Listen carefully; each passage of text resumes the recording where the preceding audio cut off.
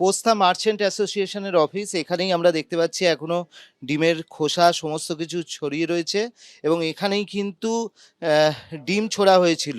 আমরা দেখতে পাচ্ছি চারিদিকে ছড়িয়ে রয়েছে এখানে ডিমের খোসা সমস্ত কিছু। এবং বিশ্বনাথ আগরওয়াল যিনি সেক্রেটারি তিনি রয়েছেন। বিশ্বনাথ দা, আপনার থেকে জানতে চাইবো যে কেন মানে এই আক্রমণ হলো, কি কারণে, কারা করলো? আমার তো কোনো কারণ জানি না।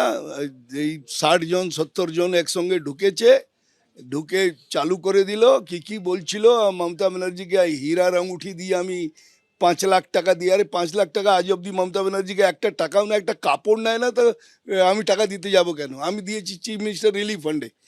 তো সে তার সঙ্গে এর কি সম্পর্ক? এখন চিফ মিনিস্টার রিলিফ ফান্ডে সে অ্যাসোসিয়েশনের পক্ষ থেকে সে, আমরা কিছু করি? আমরা কোনো পলিটিক্যাল দল করি?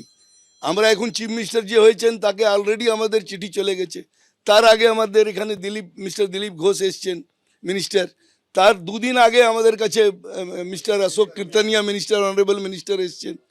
আমরা কি দল? আমরা ছোটোখাটো বিজনেসম্যান, তাতে ডেলি রুটি রোজগার চালাই। আমরা আবার পলিটিক্যাল কি জানি? তাহলে কেন হলো মানে? আমি কোনো কারো কাছ থেকে আদায় কেন হলো তার তো উত্তর ওরাই দিতে পারবে। কেন করলো? রাগ আছে ওদের কি না অ্যাসোসিয়েশনে ওদেরকে প্রভুত্ব দেওয়া হচ্ছে না, কেউ টাকা মেরে দিলেও তার সঙ্গে কাজ করতে হবে, এইসব রাগ আছে। যতক্ষণ না পর্যন্ত এর কোনো বিচার সুষ্ঠু সমাধান আমরা পাবো ততক্ষণ পর্যন্ত আমাদের বাজার বন্ধ থাকবে, পোস্তা বাজার বন্ধ থাকবে। দেখুন, আমি বলছি, আমাদের পোস্তা বাজার মার্চেন্ট অ্যাসোসিয়েশন একটা নন পলিটিক্যাল প্ল্যাটফর্ম। এখানে প্রত্যেকের ব্যক্তিগত কোনো রকম কোনো পলিটিক্যাল আইডেন্টিটি থাকতেই পারে। হ্যাঁ, আমি অতীতে ছিলাম, ঠিকই বলেছেন আপনি।